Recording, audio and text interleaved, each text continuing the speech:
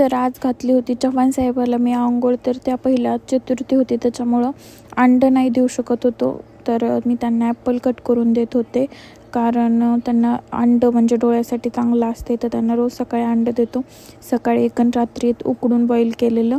पण आज चतुर्थी असल्या कारणानं आणि शनिवार असल्या कारणानं अंडं स्किप केलं होतं. सो मी ॲपल देत होते. तर त्या ॲपलच्यावरचं सालपट त्यांना नाही आवडत आणि जास्त असं हल्ल्यामुळं जबडा वगैरे डोळ्यांना त्रास होतो ना, म्हणून पण नाही. म्हणून मी त्यांना छोटे छोटे तुकडे कट करून देत होते आणि चारत होते. तर त्यांचे हात लई वेळ झाला हातरुणात होते, सो म्हटलं मी चारते राहू द्या. तर मी कट करून चारत होते. त्याच्यानंतर त्यांना आंघोळ घातली. तर त्यांच्या पाठीला एक पॅच लावलेलं आहे ज्याने दुखणार नाही म्हणून. तर तो भिजवायचा नव्हता. तर चष्मा वगैरे काढला होता, म्हणजे चष्मा लावून त्यांना पहिली आंघोळ केली. त्यांनी पाय वगैरे चोळले, आंघोळ घातली. त्याच्यानंतर त्यांचं फेस क्लीन करत होते मी. त्या